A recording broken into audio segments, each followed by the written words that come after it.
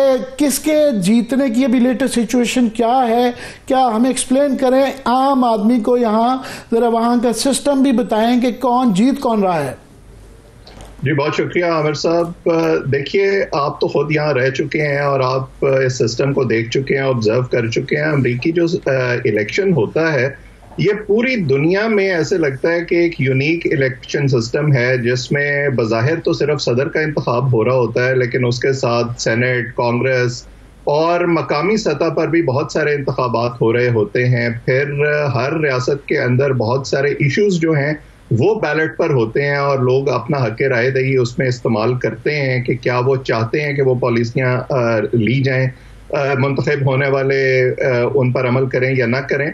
अब अगर हम सिर्फ अपनी बहस को महदूद करें दो सदारती उम्मीदवारों तक, तो जब तक कमला हैरिस इस रेस में नहीं आई थी और 3 महीने से भी कम का वक्त रह गया था, जब एक फ्रेंजी का माहौल था जिसमें उनको नॉमिनेट किया गया, क्योंकि डेमोक्रेटिक पार्टी ने अपने तौर पर जो स्विंग स्टेट्स में पोल्स करवाए थे, सर्वेस करवाए थे, उसमें नताइज उनके सामने जो आए ये वाज़ेह था कि डेमोक्रेटिक पार्टी का अपना वोटर भी जो बाइडेन के ऊपर कोई उस तरह से एतमाद करने को तैयार नहीं है। उसकी एक वजह तो ज़ाहिर इकोनॉमी है, दूसरी सबसे बड़ी वजह उनकी सेहत थी। तो मेरा ख्याल है कि ये क्रेडिट तो हमें कमला हैरिस को देना चाहिए कि उन्होंने एक मुकाबले की फजा बना दी है, और इस हद तक बना दी है कि अब जो सर्वेज हमारे सामने आ रहे हैं उसमें बहुत कम मार्जिन रह गया है दोनों कैंडिडेट्स के दरमियान, and it is too close to call. Polls में कहीं कहीं कमला हैरिस को 1 या 2 पॉइंट्स की बढ़तरी नजर आ रही है, लेकिन आप ये याद रखिए कि 2016 में इन पोल्स का जो हशर हुआ था कि तमाम पोल्स में हिलरी क्लिंटन बड़ी आसानी से जीत रही थी, लेकिन इवेंचुअली हमने देखा कि डोनाल्ड ट्रंप जीत गए। अगरचे पॉपुलर वोट जो है वो हिलरी क्लिंटन को ज्यादा मिला, और ये एक और यूनिकनेस है अमेरिकी इलेक्शन के हवाले से कि 4 दफा ऐसा हो चुका है कि किसी उम्मीदवार को पॉपुलर वोट, यानी जो लोगों ने बराह रास्त वोट दिए हैं, वो ज्यादा मिले हैं, लेकिन उसके बावजूद जो उस रियासत का इलेक्टोरल कॉलेज है जो फैसला करता है कि इस रियासत के इलेक्टोरल कॉलेज के वोट किस उम्मीदवार की तरफ जाएंगे, वो दूसरे उम्मीदवार को चले गए और वो जीत गए। 2016 में डोनाल्ड ट्रंप के साथ भी यही हुआ। अब इस वक्त अगर हम देखें, आपने बिल्कुल दुरुस्त बात की कि जो फैसला है इवेंचुअली वो स्विंग स्टेट्स पर ही होना है, जिसमें विस्कॉन्सिन है। पाकिस्तान वालों को क्योंकि स्विंग स्टेट्स का नहीं समझ आता, या मैं चाहूंगा ये भी बता दिया जाए कि मोर लेस जो 50 स्टेट्स हैं उनका क्लियरली डेमोक्रेट और रिपब्लिकन में होता है, कभी कभी वो भी अपसेट होता है, मगर ये जो 7 स्विंग स्टेट्स हैं इनके मुतालिक ये नहीं बताया जा सकता कि ये किस तरफ जाएंगी। ये इसके अंदर एरिजोना आ जाता है, जॉर्जिया, मिशिगन, नेवाडा, शुमाली कैरोलिना, पेंसिल्वेनिया और विस्कॉन्सिन, ये 7 स्टेट्स हैं जिसके मुतालिक ये मफरूजा है कि इनमें से अगर कोई ज्यादा 4 भी जीत जाता है तो बैलेंस शिफ्ट हो जाता है। क्या ऐसा दुरुस्त है? जी ये बात बिल्कुल दुरुस्त है, क्योंकि अमेरिका के अंदर जो डिक्लेयर्ड रिपब्लिकन्स हैं या डिक्लेयर्ड डेमोक्रेट्स हैं वो उसी तरफ वोट करते हैं। अब जैसे मैं टेक्सास में रहता हूँ, ये एक डिक्लेयर्ड रेड स्टेट है, यानी यहाँ से हमेशा रिपब्लिकन जीतते हैं। फ्लोरिडा में यही सूरत हाल है। अगर आप न्यूयॉर्क या कैलिफोर्निया की बात करें, वो डिक्लेयर्ड ब्लू स्टेट्स हैं, यानी वहाँ हमेशा डेमोक्रेटिक उम्मीदवार जीतते हैं। जिन स्विंग स्टेट्स का या बैटल ग्राउंड स्टेट्स का आपने तज़किरा किया, यहाँ पर अब जैसे मैं पिछले कुछ अरसे से देख रहा हूँ, इमिग्रेंट कम्युनिटी का जो रोल है और माइनॉरिटी कम्युनिटीज का जो रोल है वो बहुत ज्यादा बढ़ रहा है। 2016 में अमूमी एक हवा ये थी कि हिलरी क्लिंटन आसानी से जीत जाएंगी, तो इमिग्रेंट्स का जो वोट था उसका नंबर बहुत ज्यादा नहीं था। वो ट्रेडिशनली इतनी ज्यादा तादाद में वोट नहीं करते, लेकिन डोनाल्ड ट्रंप की 4 साल की जो सदारत उन्होंने देखी, जिसमें मुस्लिम बैन भी लगा, एक खौफ व हरास की फजा भी रही माइनॉरिटी कम्युनिटी, जिस मुसलमान नहीं बल्कि जो स्पेनिश कम्युनिटी है या अफ्रीकन अमेरिकन कम्युनिटी है, उनके साथ भी इसी तरह की सूरत हाल थी। तो 2020 में हमने देखा कि वो नंबर स्पाइक किया इमिग्रेंट वोट का। और नाज़रीन को बताने के लिए कि ट्रंप क्योंकि बहुत एंटी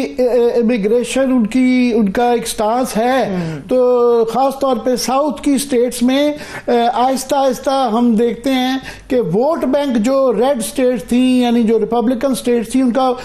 कम होता जा रहा है। पहले ही बड़ी स्टेट्स जो कि कैलिफोर्निया जिस तरह की सबसे बड़ी स्टेट्स है इलेक्टोरल वोट के हवाले से, वो पहले ही डेमोक्रेट है। आगे भी क्या ये दुरुस्त है? जी, ये बात दुरुस्त है। और अगर आप 2020 में देखें तो जॉर्जिया, पेंसिल्वेनिया और एरिजोना जैसी रियासतें जो हैं, जो बैटल ग्राउंड स्टेट्स हैं, वो जो बाइडेन की तरफ गई थी सिर्फ इस इमिग्रेंट कम्युनिटी के इन्फ्लुएंस की वजह से। क्योंकि एरिजोना में खास तौर पर अब लैटिनो कम्युनिटी बहुत ज्यादा हो गई है और डोनाल्ड ट्रंप जैसे आप जानते हैं वो अपने दौरे सदारत में बार बार ये कहते रहे हैं कि मैं इनको बाहर निकालूंगा, मैं मैक्सिको के साथ दीवार बनाऊंगा वगैरह वगैरह। लेकिन इस दफा जो इमिग्रेंट कम्युनिटी का वोट है उसके अंदर एक स्प्लिट है। उसकी दो वजूहात हैं। एक तो वजह है इकॉनमी, क्योंकि इन 4 साल में इकॉनमी कोई बहुत ज्यादा अच्छी नहीं रही है। दूसरी वजह खास तौर पर मुस्लिम वोट जो है इन रियासतों में, उसमें गजा की वजह से एक बहुत ज्यादा तशवीश पाई जाती है। आपने पिछले कुछ अरसे में देखा कि अमरीकी तालीमी इदारों में बहुत बड़े बड़े मुजाहरे हुए, तो जो यंग वोटर है वो भी इस हवाले से तशवीश का शिकार है। और उसमें सिर्फ माइनॉरिटी कम्युनिटी नहीं है, यहाँ पे रहने वाले गोरे भी उसमें शामिल हैं। तो अगर ये स्प्लिट होती है, और स्प्लिट में आपने जैसे पहले बड़ा सही इशारा किया कि कोई खास फर्क नहीं है इसराइल कॉन्फ्लिक्ट को लेकर मौजूदा हुकूमत में जो बाइडेन और कमला हैरिस की रही या डोनाल्ड ट्रंप की पॉलिसी में, बल्कि डोनाल्ड ट्रंप के रिपब्लिकन नेशनल कन्वेंशन के स्टेज से तो बाकायदा नारे लगे कि फिनिश द जॉब, यानी वो इसराइल को उकसा रहे हैं कि आपने जो काम शुरू किया हुआ है उसको खत्म करें। उनके अपने दामाद जो हैं जैरेड कुशनर, वो वहां पर नई बस्तियां बसाना चाहते हैं, वो कंस्ट्रक्शन के कारोबार में हैं। तो बहुत से लोगों से मैं ये सेंटिमेंट सुन रहा हूं कि शायद वो जिल स्टाइन को वोट करें, जो ग्रीन पार्टी की उम्मीदवार हैं, जो शायद जीत तो नहीं सके लेकिन ऐसी रियासतों में जहां पर रेस बहुत टाइट हो जाती है वहां पर वो स्पॉइलर का किरदार जरूर अदा कर सकती हैं। 2016 में भी वो उम्मीदवार थी और उनके बारे में कहा जाता है कि जो वोट्स उन्होंने पेंसिल्वेनिया में लिए उसी की वजह से हिलरी क्लिंटन वो रियासत हार गई और सदारत जो है वो डोनाल्ड ट्रंप की तरफ चली गई। डोनाल्ड ट्रंप को वोट देना इमिग्रेंट कम्युनिटी के लिए इस वक्त मैं समझता हूं एक बड़ा मुश्किल फैसला होगा, बावजूद इसके कि इकोनॉमी की जो भी सूरत हाल रही है। लेकिन जो 4 साल लोगों ने देखे हैं और खास तौर पर अब वो जिस वेंजियंस का इजहार कर रहे हैं, अगर वो दोबारा इक़्तिदार में आते हैं तो मैं नहीं समझता कि जो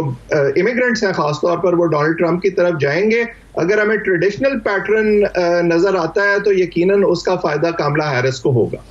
अब जो पाकिस्तान के अंदर सबसे बड़ा सवाल है, क्योंकि यहाँ तो मौजूदा जो सियासत है, लोकल सियासत, वो तो एक स्टेलमेट की तरफ नजर आती है कि 2.5 साल के अंदर पूरा जोर लगा के देख लिया है पीटीआई में, उनका भी जो है कोई हालात नहीं बदल रहे और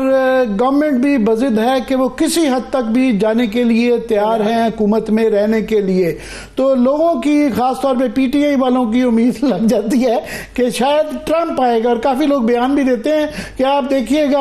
यहाँ पे जो ही ट्रंप जीत गया तो यहाँ पता नहीं क्या क़यामत आ जाएगी, एक फोन कॉल आएगी और यहाँ हालात बदल जाएंगे। ये जरा हमें जरा वाजे कर दें यहाँ पे। देखें आमिर साहब, पीटीआई वाले जो है ना वो बड़े मासूम लोग हैं और इस वक्त वो खास तौर पर जिस इब्तला की कैफियत में मुब्तला हैं उसमें मैं उनको ब्लेम भी नहीं करता। वो जैसे डूबते को तिनके का सहारा वाली बात होती है, उस तरह उन्होंने उम्मीदें डोनाल्ड ट्रंप से लगाई हुई हैं और उन उम्मीदों की वजूहात वो दौरा है इमरान खान साहब का जो हुआ था जब वो वजीर आजम थे, उनको व्हाइट हाउस की सैर कराई गई, बड़ी अच्छी तस्वीर आई और इमरान खान साहब ने वापस पाकिस्तान जाकर कहा कि मैं तो वहां से वर्ल्ड कप जीत आया हूं। अब अगर आप देखें